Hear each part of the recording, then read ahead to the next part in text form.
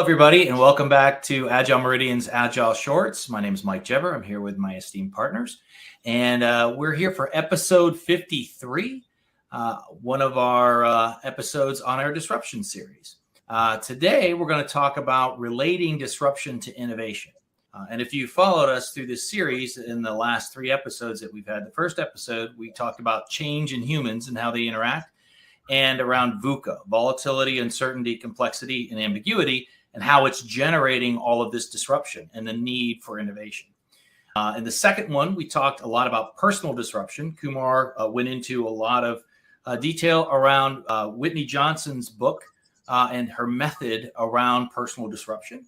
Go back and check out that shameless plug. Go back and check out those two. And our last episode, Chris Daly gave us an insight into some personal disruption, very, very touching personal disruption that he experienced recently within his life as an example to how disruption can happen to individuals when they least expect it, right? How most of us experience disruption on a regular basis. Although Chris's story, you got to go back and watch it, is a pretty impressive one. So today we're going to go and we're going to move towards relating disruption to innovation. So I want to bring my partners in here to talk about this, and we're going to kind of cover 3 different aspects of this. So I wanted to go ahead and move this to Kumar and have you go ahead and start the conversation with us around relating disruption to innovation, and we're going to cover 3 points around that. When you think about this, what do you think first? What comes to mind first? What do you really think about when you think about relating these two and talking about it with others? Well, I think for me, disruption in the marketplace causes innovation, because you have to innovate to keep up with disruption in the marketplace. The latest example of that is ChatGPT, right? It is causing a lot of disruption in the marketplace, and it's causing a lot of anxiety for people that are feeling that maybe they're going to be out of a job. But it's also resulting in a lot of innovation. So I would say that disruption often drives that need for innovation, for individuals to go innovate, go learn something new, or things like that. I'll turn it to one of the others who wants to comment. It's useful to keep in mind the usual sequence of this, right? Which is someone innovates, disrupts the market, and then everyone has to innovate to at least keep up with it, if not get in front, right? So there is innovation everywhere. But if you don't respond to the disruption that was caused by that initial innovation, which Kumar, you rightly pointed out, ChatGPT, or we were talking earlier today about Netflix or Uber or any of those kind of technologies or new innovations, and you don't respond to it with your own, then you're probably going to fail, right? And that would be catastrophic at an individual level or at an organizational level. So there are many different examples of disruptions followed by innovations, but it all started with an innovation to begin with, which is very interesting. I do think that's interesting, and when the way you both mentioned it's really, really great, because it kind of ties back to what we were talking about in episode 2 and 3, right? Episode 2, the whole idea that Whitney Johnson proposes is disrupting yourself to become more innovative, is to create innovation through disruption. And then when we talked in episode 3 with Chris, he was describing a situation that was something that he had to react to, that wasn't generated by anybody. It just happened. And it created a need for him to innovate in quite a dramatic way. But it's like I think those things, you can get those from both sources. It's kind of, we were talking a little earlier, prepping for this session, chicken and egg, right? There's a lot of chicken and egg with a lot of this stuff. Yeah, when you think about it, your disruption is my innovation or my new competitive advantage, right? And so it kind of depends on which side of the coin you're on, right? Are you somebody that had a problem and went out and solved it in a unique way? Or are you seeing somebody else come up with a new idea, and that, becomes, so I'm following, I'm going to be there. That's how I'm going to be disrupted a little bit, because I'm going to have to innovate. And, I'm always interested, and I've done, as all my partners know, I've done a lot of work messing around with ChatGPT, probably too much. But, it's one of those things that I think it's a tool that we use.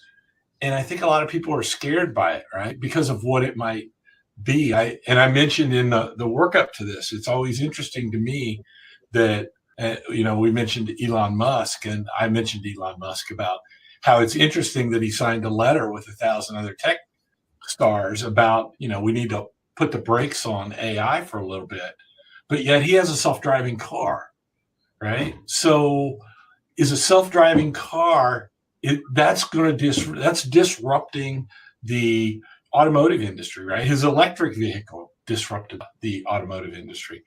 So is his disruption and his innovation, is that, he's kind of talking out both sides of his mouth if you think about it, right? And you think back to where we were back years ago when I was in high school, right? We didn't have notes or tablets or iPhones, right? We had paper and pencil, and that's how we recorded things.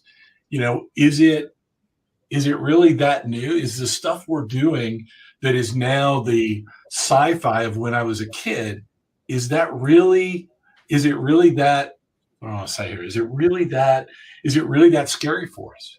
Right. And, I think disruption is good. And I think innovation driving that disruption is even better. Yeah, I do think that, chat and tools like it, the generative AI, it is going to cause a sea change in how people do their work. Knowledge workers especially do their work. And knowledge workers, by definition, are anyone that have some skill or some knowledge that takes sort of brain power to translate into something valuable that people use. So marketers and software developers and coaches, like us, perhaps, are going to need to innovate and keep up with that disruption, right? And people are already doing it. They're using chat as a coding buddy to pair program with, and marketers are using chat GPT and other generative tools like this to write, to really 10x their productivity, because they can do so much more and so much faster with tools like this. So it's really interesting to see where this goes. So as much as and as scary as tools like this can be, it can also lead to a lot of innovation in the industry and a lot of new ways to do your work. Maybe better ways to do your work. Jolly, you and I are both have a pretty strong development background. What do you think that this disruption, right, where it's coming in and how it ties to innovation? If you think back to the transitions in the coding languages, even, right, from where you started to where you are today, would you consider that a large movement? Would you consider that disruptive? I think it made it easier and easier to program as we went along, right? There was the barrier to entry into development field was much higher when, of course, maybe when you and I were programming. I started in the mid-90s. Chris, maybe you started a little bit earlier. But at that time, the barrier to entry, at least where I grew up in India, and the barrier to entry to get into a development career or a software engineering career was you needed to have a 4-year engineering degree. Otherwise, nobody would care about what you knew, even if you were good at programming. The barrier was that, right? You needed that 4-year engineering degree. Now, people are entering the engineering software development field with just like an online degree from Google. Google hands out a cert. I don't know how long it takes, but you can become a relatively okay skilled developer by going through that certification program. And the barrier for entry has become so much lower, right? You don't probably need a 4-year degree right now to be a software engineer of any caliber. You can get in there much more faster. And in that way, I think the next step of this is going to make it even more lower. I'm guessing like 8th graders or 9th graders are going to be employed by Google at some point, maybe if not for money, at least maybe like interns or something, because they can churn this out as fast as or maybe even faster than we can. And I think it's a wake-up call for everyone. It probably is not something that you want to. Yeah, the reason I prompted you, Jolly, was because, sorry, Mike, but the reason I prompted you was because, again, working in what's believed to be a disruptive technology, right? Chat GPT. It seems like it's a lot like the transition we made in coding, right? We started out with bits and bytes and we're flipping them. And now all of a sudden there's no code tools out there, right? And the transition to Chat GPT, you still have to be, just like a developer, you have to have a good developer to code today, just like you did years ago.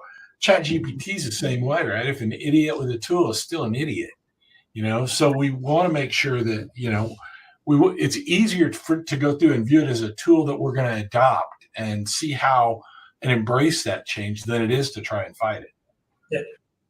I think there's a lot of what's interesting is what's going to come out of this that wasn't intended, right? You look at the internet was not created to challenge the network TVs, the network TV stations. It was created to collaborate, right? Human to human. But you look at its usage, how much of its usage now is spent, how much of the ban on content that would have been coming from a TV station at some point. So a lot of these technologies, when they're created for a specific purpose, but innovative minds and innovative companies, innovative cultures can look at that and go, wait a minute, that's really good for this, but it could be even better for this, even though it was never intended or created for that. And I think that kind of transitions us into the third point that we wanted to talk about today, which is really why we're doing this whole series on disruption. And it's about how do you take an organization, how do you take organizations and groups and enable them to become consistently innovative in a very disruptive environment. Whether they disrupt the environment further or not is probably good in some cases and bad in others. But how do you create that environment that is able to innovate when disruptions happen, or even innovate to create new disruptions in their space to create competitive advantage, which is disruptive in itself, to do that? And that's really around that idea of building environments. Organizations need to be really focused in on building environments that drive and support and nurture the ability of the talent to do all of the things we talked about in the first three episodes of the series, to be able to take those in the idea and the ways of creating new innovations and actually making them real, making them come to fruition. But if that environment doesn't support that and nurture that, it'll never happen, even though the capability's there.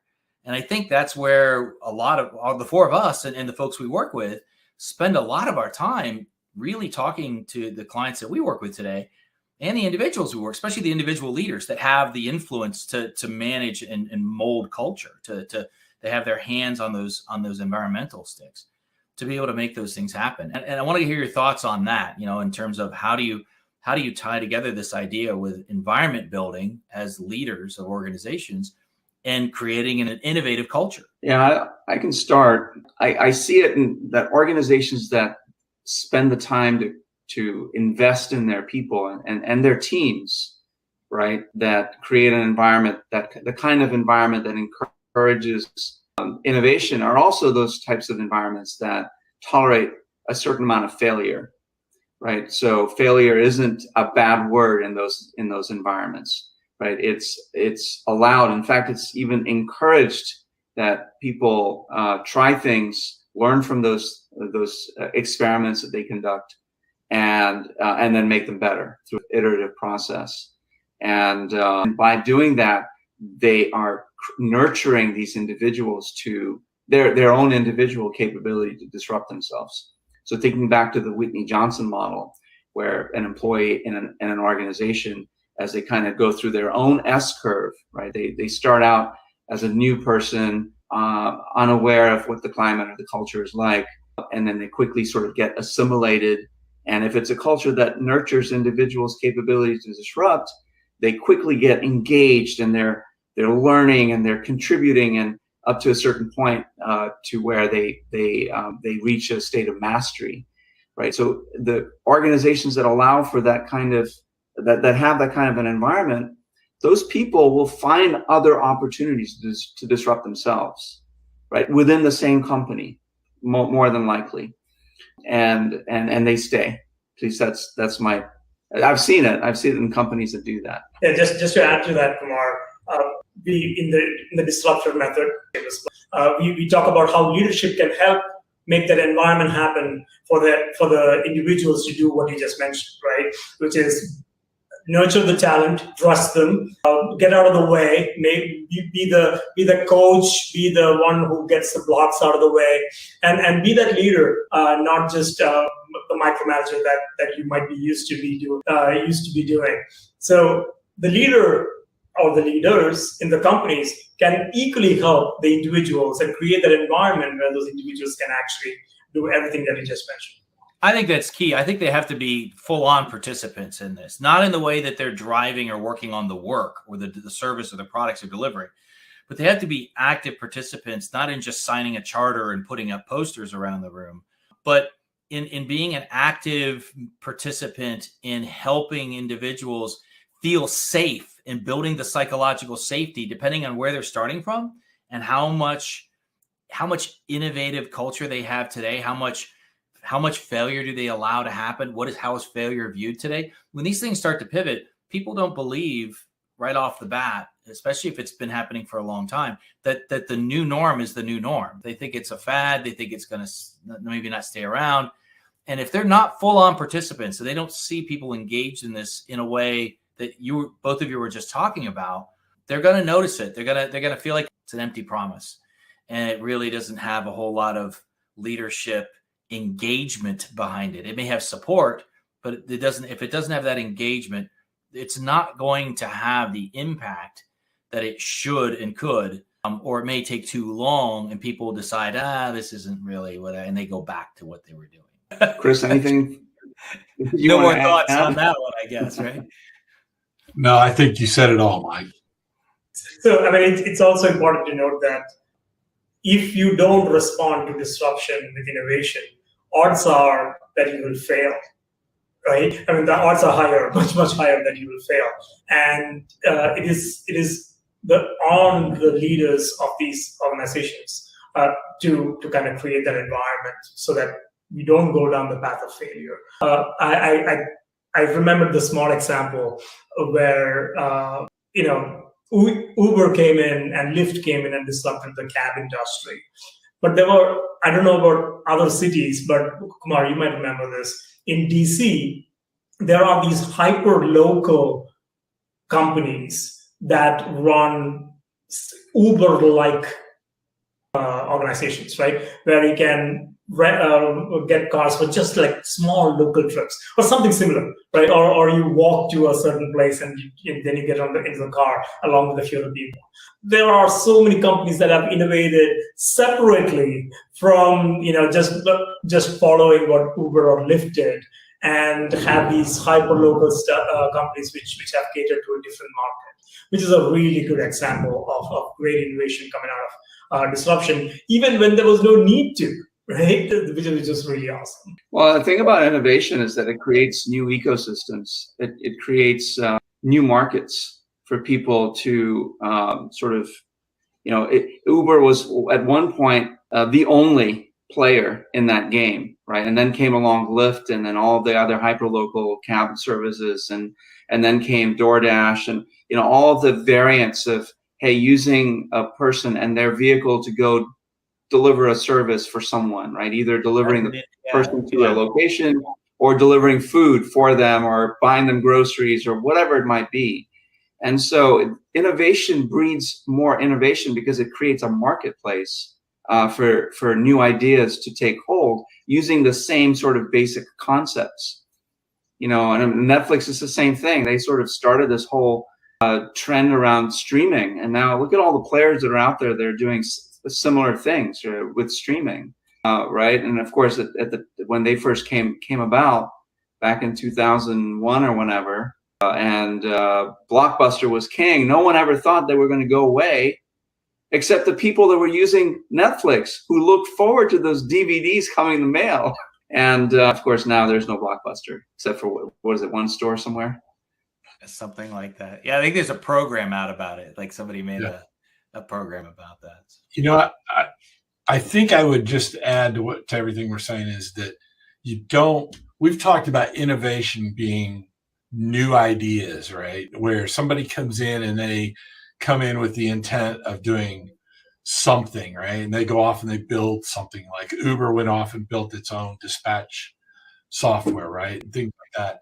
I was at a client last week where that particular client is in the regional airline industry, and they took a unique approach to training their pilots, and that is they went out and bought their own flight simulators and created bays, if you will, in their training center so that their pilots could go and work in the simulators and then go to the classrooms, right? And integrate the two. In the past, they had to send them off to other sites, right? Whether it's Cincinnati or Kansas City or wherever. And then they took it a step further and said, you know what, we've got these hotels around us that we use. Why don't we just make an on-campus hotel to house our flight attendants and our pilots so that we bring them in, they're here, we know where they're at, they don't have to train. I mean, they can get to from the hotel into the training center, the corporate headquarters is going to be out there, and it ends up being this all-inclusive campus. That's not done for the most part by the rest of the industry. And they didn't come up with they didn't develop the new flight simulators. They didn't come up with the hotel. They took some pieces and put them together in a way that they think is going to dramatically change the way regional airlines recruit and manage their pilots, right? And so when we talk about innovation and disruption, it doesn't necessarily have to be some brand new idea that's out there, right? All innovation is built on the back of somebody else, right? Somebody else has got an idea on something, they take it, and somebody takes a little twist on it, right? And twists it, or maybe twist it in a major way, but they take something that's existing and look at it a little bit differently. And so just think about that as you're going through and trying to figure out, well, am I a disruptor or am I going to be disrupted? And if you're going to be disrupted, be sure you're a close follower, right? Because if you don't necessarily have to be at the front, but you just have to beat everybody else, right? In terms of adopting that disruption and that innovation. Yeah, the three of you had one common theme through the last points in your topics, and that was the idea of pull, right? That you get this environment going, you get creative environments going as a leader or a change agent or a disruptor. If you're going to be successful long term, you have to be able to generate that pull, that idea that innovation breeds innovation, and innovation kind of pulls the idea of innovation in, makes it safe, makes it fun, makes it worth trying to do. And you can't push or force innovation in a way that's top down. You have to generate these environments that start to pull people towards that innovation. And as you get new people involved, you get new ideas and new innovations coming along. So I love that kind of theme that the three of you put together on tying this together into innovation begetting more innovation through creating a pull system. And that's completely dependent upon environments that can be sustained long enough to allow for innovation to start to pull on other people and other folks. Any last closing items before we end this episode? I haven't thought about Elon Musk and his pause on AI, but maybe we should talk about that in the future. Probably. Maybe I haven't thought. I have to admit that was kind of an off the top of the head type comment. So who knows? I mean, I would certainly like to explore that at some point. Well, I mean, it makes sense. He's maybe scared of the market, the ecosystem that he's created, and what that's going to do right in the future. I mean, so Tesla innovated and they disrupted the auto industry. And, if you don't believe that, just wait 5 or 10 years when every car that's out there, that's sold out there, is going to be an EV. But, there's new players in the market. The AI is only getting more powerful. And so it's interesting that he's asking for a pause as to what he started. Some things don't change over time, right? The people at the top want to stay at the top. They don't want to go. And, those are the resistors to change, which is interesting. Because I think he's realizing that maybe he's going to be disrupted, or he and his company might get disrupted in the future. Right. And that's not a bad thing. Being aware of that is not a bad thing. Right. That's true. Yeah. As a disruptor, you would think he might have a good ability to see potential disruption coming at him. Yes, I would imagine that's the case. So, well, thank you, everybody, for joining us. Thank you, partners, for being here for our 4th episode in the series. We're really looking forward to continuing the series with you, and have a great week. Thanks all. Bye-bye. Bye-bye.